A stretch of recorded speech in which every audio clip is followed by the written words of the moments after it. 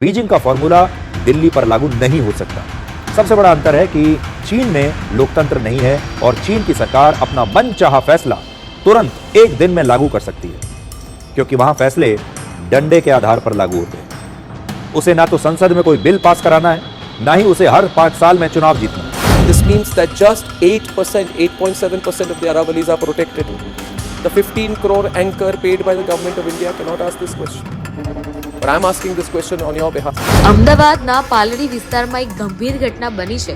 એક યુવતીને પોલીસે લાયસન્સ માટે અટકાવી અને લાયસન્સ શોધવામાં થોડો સમય લાગ્યો।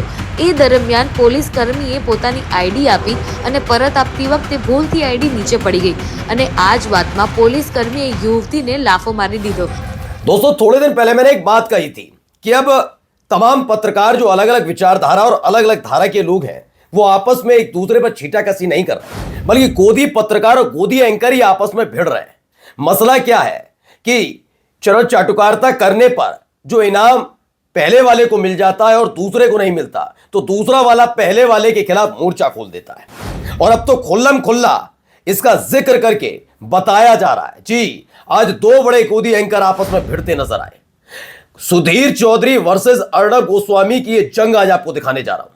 वैसे तो प्रदूषण के मुद्दे पर बहुत गंभीरता के साथ डिबेट भी होनी चाहिए और जानकारी भी देनी चाहिए, लेकिन जब ईमान ही खूंटी पर टांग रखा हो तो कैसे कर दिया जाएगा। देखा नहीं, नकाब खींचने वाले नीतीश कुमार के समर्थन में चित्रा त्रिपाठी उतर आई, तो ऐसा कैसे हो जाएगा कि प्रदूषण जैसे मुद्दे पर यह सरकार से सवाल पूछ रहे। रजत शर्मा अरावली की पहाड़ियों को इसका जिम्मेदार बता रहे थे। जिम्मेदार तो सुधीर चौधरी ने भी बताया था, लेकिन अब खुल्लम खुल्ला अर्णब गोस्वामी ने अपने चैनल पर सुधीर चौधरी को चुनौती दे डाली है। क्या हुआ है, एक एक तस्वीर आज आपको दिखाऊंगा। यही नहीं, कई और तस्वीरें भी है कि जिस गुजरात मॉडल के नाम पर देश के प्रधानमंत्री बने नरेंद्र मोदी साहब, वहां पुलिस वाले, जी हां, खाकी वाले महिलाओं का कितना सम्मान करते। 20 सड़क की घटना देखिएगा, और ये कोई एआई वीडियो नहीं है। जी हां, दिखाऊंगा। दिन रात मुसलमान ये, मुसलमान वो, तमाम बातें, लेकिन जब मुस्लिम धरती पर जाओ तो कान में कुंडल और वैसे ही वेशभूषा धारण कर ली जाए, इस पर कोई सवाल नहीं पूछता। गाय को लेकर ये कर देंगे, वो कर देंगे, गाय हमारी माता है, करते हैं, लेकिन गाय की स्थिति क्या है वो भी आपको दिखाऊंगा। खबर पाकिस्तान से भी आई है एक, वो भी देखिएगा। नमस्कार, मैं हूं प्रज्वल गौतम और आप देख रहे हैं the live TV. The live TV, सच सबसे आगे। शुरुआत सबसे पहले मैं करूंगा सुधीर चौधरी के एक पूरे बयान से, वो जरूर सुनना चाहिए। सुधीर चौधरी देखिए क्या ज्ञान दे रहे हैं प्रदूषण पर। बीजिंग का फॉर्मूला दिल्ली पर लागू नहीं हो सकता।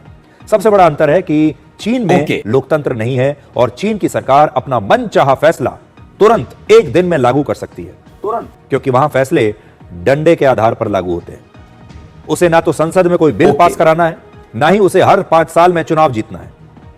दूसरी तरफ भारत में लोकतंत्र है, विपक्षी पार्टियां हैं जो सरकार के हर फैसले पर राजनीति करती हैं। यहां पर संसद है, यहां पर सुप्रीम कोर्ट है, सक्रिय मीडिया है, इसलिए भारत में किसी भी फैसले को लागू करने में वर्षों लग जाते हैं।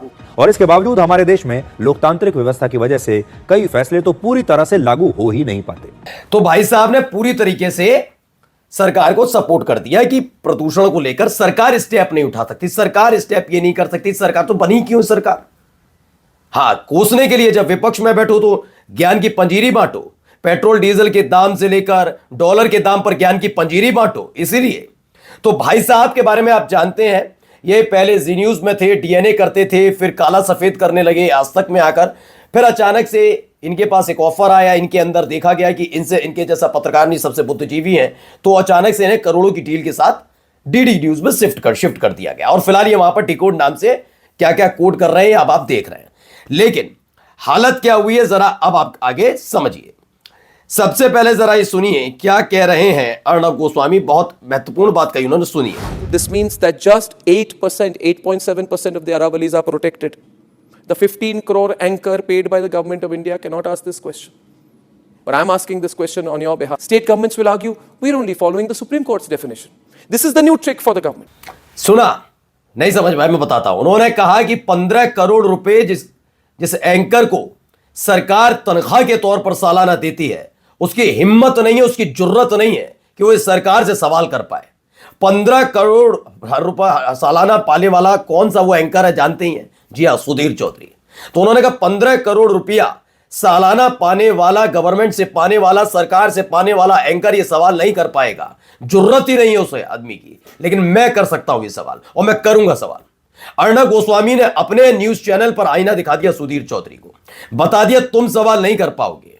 वो एक इंडिया टीवी वाले हैं, वो अलग से ज्ञान की पंजीरी बांट रहे हैं। अरावली की पहाड़ियां प्रदूषण के लिए जिम्मेदार है, इतने लंबे समय से अरावली की पहाड़ियां हैं तब प्रदूषण नहीं हुआ, लेकिन अचानक से उन्होंने कहा दिल्ली कटोरे जैसा है, अरावली की पहाड़ियां से घिरा हुआ है, प्रदूषण आ जाता है, फिर उसको जाने का रास्ता नहीं मिलता, इसलिए प्रदूषण फैल रहा है। ये ज्ञान रजत शर्मा जैसे एक बड़े पत्रकार का, सोचिए क्या लेवल हो गया है पत्रकारों का कि उन्होंने सारी हदें पार कर दी है। मैंने कहा ना, इन सब के पास यह है कि सबसे बड़ा चाटुकार कौन वाली प्रतियोगिता चल रही है, इसलिए दूसरी विचारधारा वाले जो सरकार से सवाल पूछते हैं, इन पर वक्त जाया करने की जरूरत नहीं, ये आपस में ही भिड़े बैठे हैं। सुनिए शुरुआत कहां से की थी Arnab Goswami. Rules have been changed in our country, which will allow big billionaire companies, very big businessmen, to destroy a mountain range.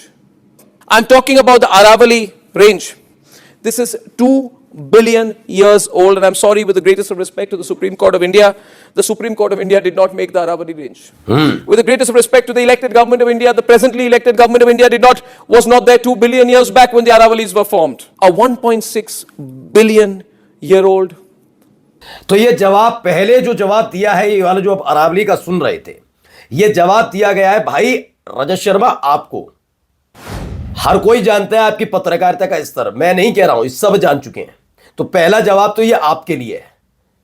आपने ज्योग्राफी को सरकार के हिसाब से पलटकर प्रदूषण के खिलाफ ज्योग्राफी को खड़ा कर दिया। उन्होंने कहा पॉल्यूशन ज्योग्राफी के खिलाफ वजह से हो रहा है, अरावली की पहाड़ियों की वजह से हो रहा है। सरकार क्या करती है? सरकार तो बहुत शांत, कितनी मासूम सरकार है, झुग्गी झोंपड़ी में खुद रहती है ना। बड़े बड़े आलिशान जो 600 दफ्तर बनाए गए बीजेपी के, वो तो गरीबों के लिए बना दिए गए, है ना। बोलने में भी 1% इन्हें हिचक नहीं होती कि इनका न्यूज चैनल देखते हैं और इनको दिन भर कैसे कूसा जाता होगा। आने वाली पीढ़ी इन जब रिपोर्ट्स को देखेगी तो कितना धिक्कार भरा रवैया उनका होगा आप लोगों के प्रति। पहला जवाब आपके लिए था, और दूसरा तो मैंने आपको दिखाई दिया, सीधे सीधे कह दिया 15 करोड़ का वो एंकर सवाल नहीं पूछ सकता जो मैं पूछ रहा हूं। आइए अब लेकर चलता हूं गुजरात आपको। गुजरात में क्या हुआ जरा देखिए। અમદાવાદના પાલડી વિસ્તારમાં એક ગંભીર ઘટના બની છે। એક યુવક तो देखिए थप्पड़ जड़ दिया जाता है वहां पर, किसको? महिला को थप्पड़ चढ़ रहा है। ये बदतमीजियां देखिए, ये देखिए, ये देख लात मारने के लिए उठ रहा है, लात मारने के लिए सामने आ रहा है, डंडा उठा रहा है। ये बताइए खाकी के भेष में लफंगा है या नहीं है? ये देखिए लफंगा किस्म का। गुजरात में बेटियों का क्या हाल है इस वीडियो में साफ देखा जा सकता है। खाकी की हनक बताती है कि उस सत्ता में बैठे लोगों का आशीर्वाद प्राप्त है। ये है गुजरात मॉडल। चाहिए किस किस को चाहिए गुजरात मॉडल? हाथ उठाना, कमेंट जरूर करना। गुजरात मॉडल, यही है गुजरात मॉडल असली, समझ गए आप। अब आइए अगली तस्वीर। जवाहर सरकार लिखते हैं, what is PM Modi's earring seen in Oman visit.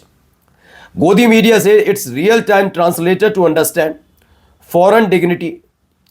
I bet it's a direct prompter like teleprompter, as Modi can't respond quickly. That's why he is not held one press conference. ये कान में जो लगा है इसके जरिए वो सीधे ट्रांसलेटर से बात करेंगे, वो ट्रांसलेट कर देगा, मोदी सुन लेंगे। ऐसे ट्रांसलेट करने के लिए कान में लगाया गया, पंपू बता दिया गया। लेकिन क्या ऐसा है? अगर ऐसा है तो फिर एक भी प्रेस कॉन्फ्रेंस क्यों नहीं की गई? कर लेते, तुरंत जवाब मिल जाता। अब आइए खबर क्या निकली है। एक न्यूज सीकर है, उसने कहा यूपी के नोएडा में गौआस्था और गौशाला की आड़ में अवैध धंधा हो रहा है। आगे इन्होंने लिखा है, सरकारी जमीन पर अवैध डेयरी, बिना लाइसेंस खुला कारोबार। ठीक है, सफेद दूध का काला कारोबार, बिजली पानी का गैर कानूनी खेल वहां पर चल रहा है। गौशाला के नाम पर धंधा। नोएडा के सेक्टर 58 क्षेत्र में पड़ने वाली घोड़ा मुर्गा मंडी के पास सरकारी जमीन पर बनी गौशाला से हो रहा डेयरी का संचालन। ना रजिस्ट्रेशन, ना ही कोई लाइसेंस। लगभग 500 करोड़ की सरकारी जमीन पर कब्जा करके बैठे हैं। कथित गौशाला के अंदर समर की कई बोरिंग पानी की धार से नालों में बहाया जाता है और गोबर और कचरा, ये तमाम चीजें वहां हो रही हैं। लेकिन बोलो गाय माता की जय। और जाते आते खबर, इमरान खान और उनकी पत्नी बुशरा बीवी को तोशा खाना भ्रष्टाचार मामले में 17 साल की सजा सुना दी गई है। समझ रहे हैं, 17 साल की सजा सुना दी गई है। अब सोचिए आगे आने वाले वक्त में वहां पाकिस्तान जैसे देश में हो सकता है, हमारे देश में कितने राजनेता जेल की सलाखों के पीछे जाते हैं, उनको पता है, फर्क नहीं पड़ता, फर्क नहीं पड़ता, यहां सिर्फ लफाजियों से काम चल जाता है। नमस्कार। द लाइव टीवी, सच सबसे आगे।